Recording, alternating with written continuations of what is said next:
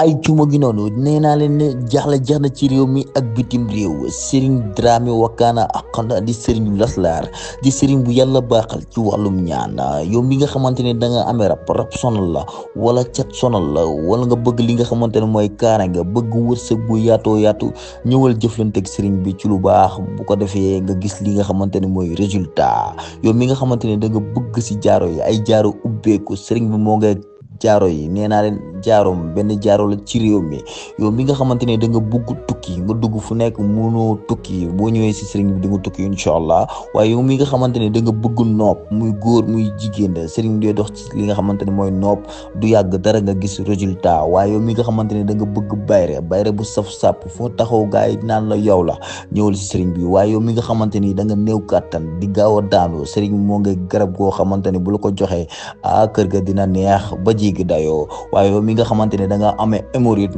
moo xam interne wala externe sëriñ bi moo ngay garabu hémorroïde yi nee naa leen kenn la ci réew mi numéro maa ngi noonu képp ku bëgg a jëflante ak sëriñ bi woo ko mu wax la fu mu nekkee. jërëjëf mbokk yi amaat mbégte ak contentement bu baax a baax jën ak yéen si site bu mag bi di Lutte Motivation Khalil moo ngi leen nuyu di leen ziar bu baax a baax du nuyu ñi nga xamante ne ñoom ñoo tëdd ci lalu hôpital yi di leen ñaanal gudd fan ak wér la également tamit ñi nga xamante ni caabi da leen féete ginnaaw ñu ngi leen di ñaanal liberté di ñaanal tamit ñi nga xamante ne mooy woy dawlu yi di leen ñaanal aljana firdawsi mbokk yi di ñaanal réew mi jàmm comme ni ñu ko defee à chaque fois ñëw seet si ndaanaan yi waxtaan ak ñoom ci li nga xamante ne mooy actualité tey kenn ku ma toogal nag min na site bu lool muy Abdou Ndiaye bu ñu nee Abdou Ndiaye rek xel yi lay dem ci le grand champion Sène dama koy bàyyi mu nuyu ngeen bu ko defee ñu waxtaan ci li nga xamante ne mooy làmb ak actualité Abdou maa ngi lay nuyu di la siyaar. ayca Baye Khalil ñu ngi lay siyaar bu baax naka yi tey mbaa lépp jàmm di nuyu siyaar sama copain maa leen di siyaare ñëpp di leen jégalu nag ci dérangement bi waaw di nuyu ñëpp ku ci nekk sa tur ak sa sant di gërëm waa Mbaaw xam nga di jël nuyoo bi di ko teg ci loxo Lanjang borom taay si nga su ma ko nuyoo rek nuyu naa kër gi yëpp xam nga. di nuyu Eumeu Sène sama papa di nuyu sama grande sœur yëpp sama famille papa ñëpp maa leen di nuyu sama gaay yi fii ñi ma nekkal fii ñoom laay nekkal guddeeg bëccëg waaw ñoom samay gaañ lañ waaw di ziar waa Mbaaw yëpp waaw doxal ba si kanam. ani mbër mi ngi fi bu baax champion mi ngi si jàmm bu baax macha allah. moom ci wàccaay. waaw ñi ngi waaj comme d'habitude rek xam nga ñun moom ci wàccaay moom ci lañ dëkk duñ bàyyi ba am combat soo cee nekk ci lañ dëkk xanaa peut-être instant bi daal dañuy gën a lëlu rek gën a liggéey parce que am na foo xam ne moom bu fa sa làmb tollee moom soxlaatoo wax ju bëri da ngay concentré wu focus ci sa job ba le jour ji rek incha allah. am na solo ñu gis coow li bëri woon na ci ay mois yu jot a jàll ci diggante Eumeu Sène ak Franc champion d'Afrique nga doo champion d'Afrique kaa ñu bëri ñëw bëréew ma ak yow nangam yooyu noonu ñu dem ba tey combat bi taxaw soit par défaut la wala moo fi sës ngeen bëreeg moom wala lan la. waaw xam nga maa ngi gërëm sax maa ngi ñaanal père Ambroise Sarr bi yoroon équipe nationale maa ngi koy ñaanal yàlla xaaree ko ci aljana yi gën a kawe. parce que yooyu moom ay détails la rek yu jàlloon fii ay kii champion d'Afrique la du champion d'Afrique mais je pense que père boobu moom comme moo yoroon Eumeu Sène moo yoroon ñoom Franc te moom mag la kilifa la atte na dëgg wax na li am nee na carrément kii champion d'Afrique la Afrique nag moom dafa boole dëkk yu bëri bokkul ak champion CEDEAO ndax CEDEAO moom dafa am quelques pays Afrique rek yoo xamante ni si ñoom ñooy compétir du pays Afrique gi yëpp donc foofu la différence bi nekkee mais Franc champion la waaw champion la ñu koy nuyu bu baax di ko respecté nag waaw nekkul ay combat wu yaa fi sës wala dara dafa wane ay preuve am làmb boole ñu war a bëre ñu bëre c'est que peut-être jamono bële passé dafa am ay circonstances ak nu mu doon waxee et tout te loolu tamit il faut ñu xam ne que ne làmb ku la mag rek jiitu la ci kër rek moo la mën naan fi nga yaw ba pare tamit ñoom Eumeu Sène seen ay doyen lañ respect rek lañ sekk ak ñoom mais pas ñu nekk di leen dépasser di leen xas wala yu demee noonu mën nañ neexal làmb ji Siteu bëri na ak Modou Lo neexal nañ ko et tout mais gisoo tey mu xas Modou Lo wala mu wax ko benn wax bu dépassé donc loolu mooy àdduna quoi mais Franc champion la ñu ngi koy nuyu bu baax ak ñëwaat ak waa parcelle bi yëpp. est-ce que réellement carrière Eumeu Sène moom mosoon na jàpp ni balaa muy bàyyi bëri dina bëri Franc en tant que pros. waaw xam nga combat moom xam nga làmb du biir day xëy rek wasin lamb nekkul lu ñuy programme ay comme par exemple man su ma génnee combat bi kii laay bëreel su ma paree fee kii laay bëreel du noonu lamb moom waaw surtout léegi lamb amatul logique ndax bu doon logique la je pense que Ada Fass mënul bëre ak Lac de Guiers donc lamb léegi nekkatul affaire de logique nekkatul affaire de maa mën kii wala maa ëpp kii palmarès wala non lamb moom saay instant bi boo xëyoon suba ñu ne la Bou Siteu ak Modou Lo taxaw na sax bu mu la bett waaw na bu am mbooloo rek léegi moom lamb foofu la quoi nekkatul ay affaire de qualité wala ay affaire de palmarès ak yooyu noonu mais bon suñu combat ak Franc mbër la rek comme yeneen mbëri wala Franc moom lan la jinne la malaaka la rab la wala lan la Franc nit la comme yeneen nit yi rek. jinne la ci bëre de. waa jinne la ci bëre xam nga moom jinne la ci bëre. loolu dañ ko koy nangul. ñoom ñëpp macha allah ma leen di remercier ma leen di félicité waale waa Parcelles. seen 100% bi macha allah niñ àndee di liggéey bokk ndey bokk baay maa ngi ñaan ñëpp ñeneen ñi ci des ñëpp nañ xool ci waa Parcelles bu baax. waaw nañ xool foofu bu baax a baax ñu jéem a bokk ndey bokk baay parce que affaire yi sport c'est kii la quoi xaw ma nu ñu koy waxee un esprit sain dans un corps sain. nañu bokk ndey ñu bokk baay ñu liggéey. mais sa waay Franc moo la gën a xam ne am na combat sax moom. mais Abdou communication bi dafa changé quoi. gis nañ keroog mbër toog ci benn plateau Franc woote. xam muy wax bay ree xam nga. changé li nga xamante ne mooy communication. gars yi ne Eumeu Sène xanaa dafa am lu muy sóoraale ci boole communication. waaw xam nga ñun dañu dem ci plateau te bi ñuy dem ci plateau bon demuñu woon pour signature contrat d'abord. dañu demoon juste parce que saa moo invité woon mbër. te loolu chaque année day am donc bon nekkul woon doo xamante ni si dañu demoon pour dàggasante foofu ak Franc parce que moom taxuñu woon jóg. mbër dafa demoon foofu pour émission boppam du dëgg mais ñëwul woon pour ay Franc wala après Franc di woote mu nekk fa di wax du question de tamit ay change de communication Eumeu Sène nii la mës a communiquer Eumeu Sène moom bañ na ko ba waxee moom day kii si yàlla baax na xam nga moom mosoo ko gis mu taxaw arrogant wala naan mbër yow su bis ba 30 secondes ay kii moom nekkul ci yooyu. Franc ñeme na leen nag de. waa c'est normal parce que xale la. waaw c'est normal xale la mais nag xaw li naan xale koy dëkk waaye ma ko koy daan de en tout cas daal xam naa ne Franc ëppul doole Sa Thiès Franc gënul gaaw Sa Thiès daakul xeex Sa Thiès ëpp ko kattan yàlla xam na ko. loolu wax foofu. non dama bëre ak Sa Thiès bi may bëreek moom ma dégg ci façon wax bu nekk journaliste yëpp. bërki dem fi laa toog man ak sama gars yi ñoo ko doon seetaanandoo ñu dégg buur géwal ci benn émission lamb bu mu doon def ndeysaan maa ngi gis mu jël 100% bi yëpp jox ko Franc mu ne Eumeu Sène moom ala kulli xaal mënul am sax rëpp ci Franc waaw non mënul nekk pourtant Modou Mbaye ne ko non mën na nekk ndax contre Sa Thiès mu ne ko non mënul nekk kon cela veut dire que ñoom jël nañ Franc def ko benn yàlla bu ndaw ci kaw nit ñi et tout mais bon yàlla daal xam naa ne bëri na doole suñ borom bëri na doole te bëri na sutura te ñu ngi koy ñaan suñ borom incha allah rabbi le 3 août mu suturaal ñu. ok laata ñuy xuus day daa am benn point bi nga xamante ni dama fay jaar mooy gis nañ Franc laaj na Eumeu Sène mujjul bëre ak moom Ama Baldé ñëw mu ne da ngeen tayal Ama Baldé pour lan bañ a bëre ak moom mu daan Ama Baldé ngeen war a jàkkaarloog moom. waaw may massaw encore Ama Baldé encore une fois ci défaite bii nii mu jógee. parce que bi combat bi taxawee franchement ñëw na ba def na déplacement ñëw ba gaale ñu waxtaan ba tënk ay programme ak yëpp comprendre nga combat bi bëre nañ ko yàlla may na Franc ndam parce que tamit bon ñaari nit yuy dem di wuti il faut ñu xam benn affaire Ama Baldé na gën a góorgóorluwaat parce que Ama Baldé fii rek la war a xam ne que ni sénégalais yi jox nañ ko bopp Ama Baldé dafa daanu mel ne comme si moom nekkul mbër mu war a daanu te Ama nit kese la wala Ama moom dafa warul daanu wala lan nit kese la mais lii rek war na ko ne moom il n'a plus droit à l'erreur Ama na gën a dem liggéey gën a yokku kattan gën a yokku doole gën a yokku ñeex Ama yow xam nga ne mooy làmb yow xam nga ne Ama Baldé tey jii bu yow boo ko génnee si làmb dara dootul safati ci làmb donc na gën a góorgóorluwaat bon Franc nag moom saa xam nga lu ñëwagul moom mënoo fi nekk di ñun noonu lañ mel. ñun noonu lañ mel de nature. mënuñu nekk fii di wax loo xamante ni si ñëwagul. li ñu mën daal ci combat bi lenn la. mooy ñu ngi suñu ruq. ñu ngi entraîner matin midi soir. ñu ngi entraîner 3 séances par jour pour le moment. incha allahu rabbi nañ dem rek làmb ji des na tuuti temps fii ba 3 août xam nga des na 3 mois presque 4 mois. ok période bi nga xamante ne Ama Baldé Franc daan na ko. gis nañ ni coow li bëri woon na. Eumeu Sène mooy ko contact. Eumeu Sène dafa seetaan booy bi. yooyu période nan ngeen ko dundee coow yooyu. waa Khalil yooyu moom xam naa ne moom gars yi moom da nga leen di bàyyi rek ñu kii yooyu noonu quoi xam nga tuuma moom waaw xam nga déjà man bi coow li amee pour ma noppiloo ñu bëri parce que dama gis ku nekk AS Pikine xaw ma Mortala la tudd xaw ma. ma gis muy sama benn grand bu baax ma koy nuyu de passage ma gis mu génn def benn interview di teg quoi di expliquer comme quoi waa Eumeu Sène nii may ñu contact gisuma fu ñu defee nii.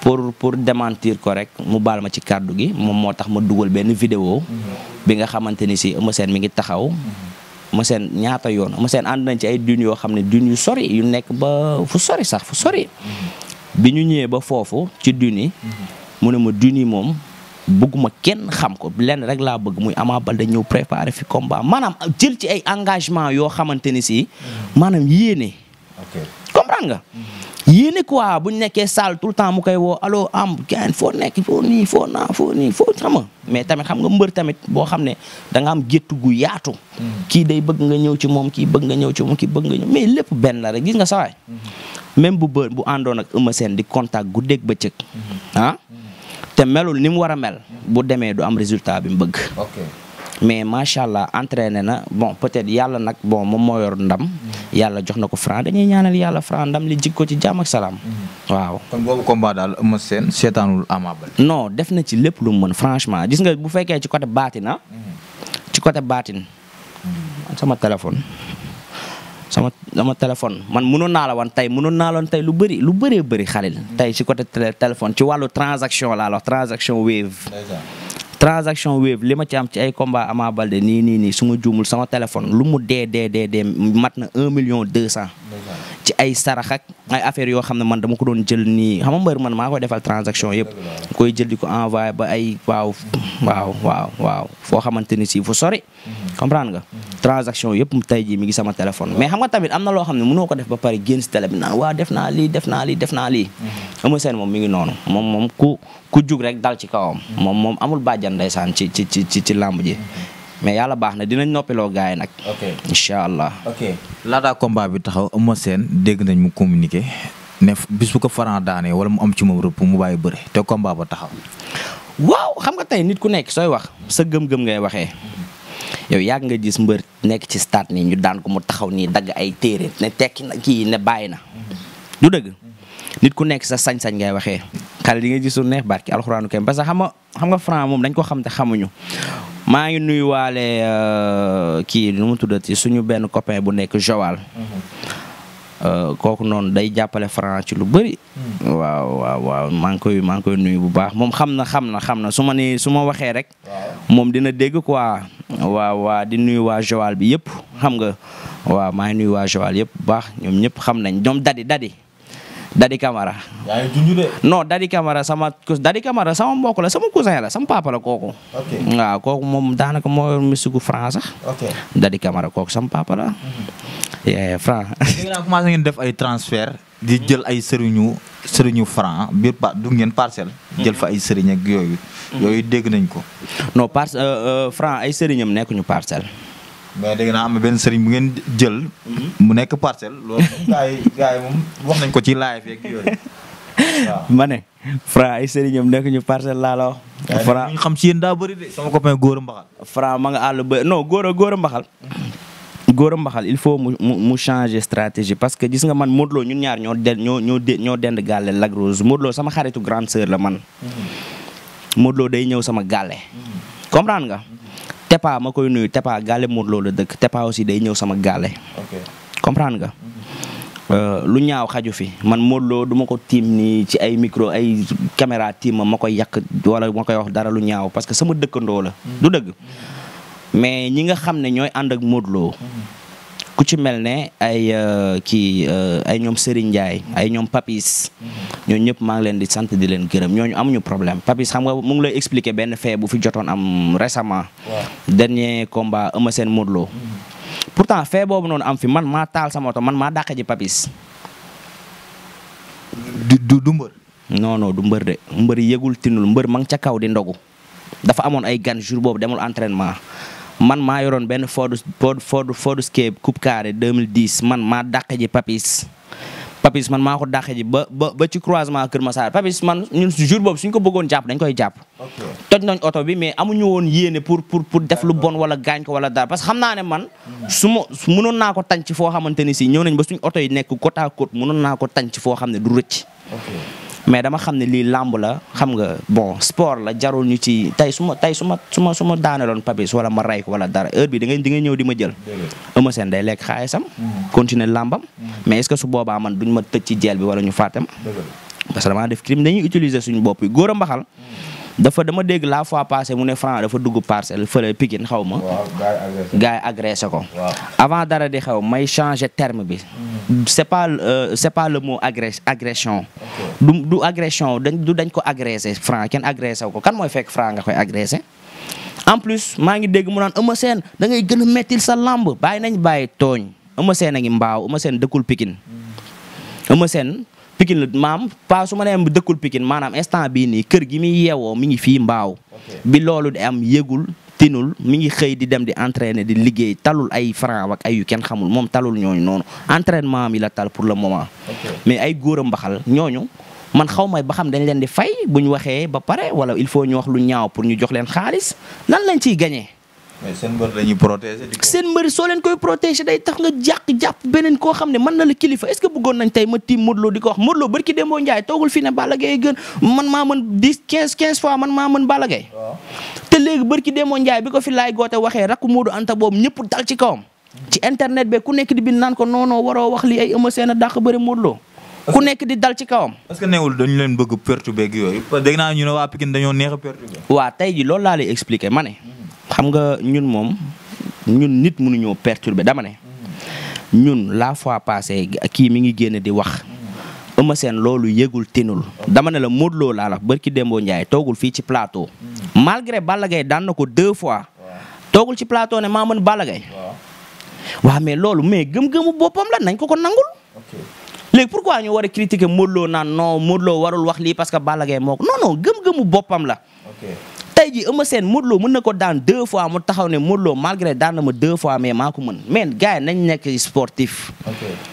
mais ñu sëgg ci clavier yi saaga fii wax ju ñaaw fajul dara amul benn njariñ nañ nekk ay nit làmb ji gis nga bu fekkee affaire adversité nii ngeen ko bëgg a gérer barki alxuraanu karim ci tëj la jëm.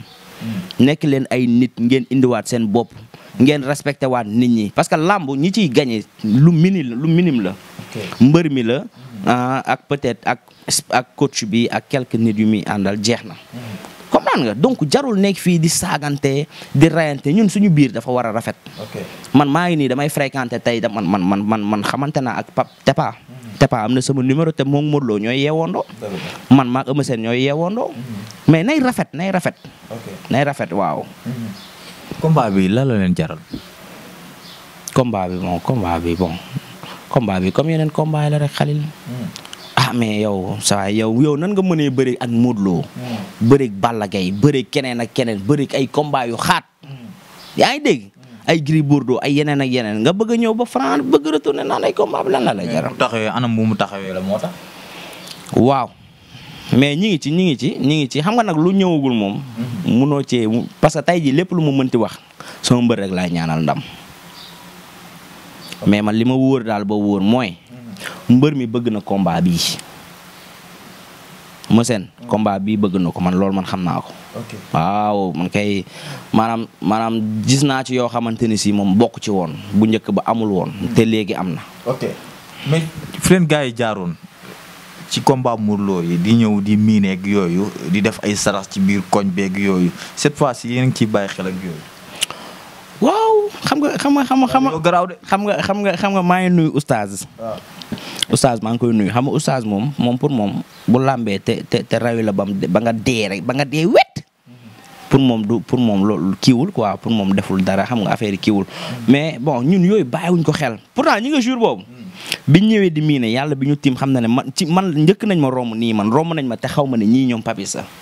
biñ ñëwee ñu ne maire xam nga leen kër Gris Bordeaux maire koo ñalee leen kër gële la ñu dem ba foofu noonu xam nga suy ay seeni affaire génn ay dàll carax ak ay affaire so ay business teg foofu noonu daa ñoo jékki-jékki rek maire yi yuux wuy sama nday lii du ay waay bu leen ñu rey lii lamb kese la ay waay lii lamb jarul lii ñu ne ko maire lan la mu ne xoolal ñii liñ def nii fekk ga ay génn nañ rek ma taal oto bi départ boobu mbër yëgul sax lu xew ama seen ak ca kaw di nelaw xamul lu xew ñu ñoo dem gérer lépp ñëwaat bi ñu demee toj nañ seen oto bees pour lañ ñëwoon indi ko ñu toj ko ba mu tojotoo waaw ñoom yóbbuwaatuñ oto bi ñu ngi leen di jégalu bu baax loolu passé na quoi loolu moom ñu ngi ciy jégalu mais jël nañ ci suñuy matuwaay ba dóor fayu rek Franc dégg naa ñëw na bërki Demba Ndiaye Pikine gars yi xaañ ko ay xeer ak affaire yooyu mi ngi noonu te ñun yëguñu sax ñun yónnewuñ kenn yàlla xam na ko xam naa loolu booy Pikine yi kii la rek waaw loolu moom ñu ngi koy ñaawlu bu baax di masaw Franc bu baax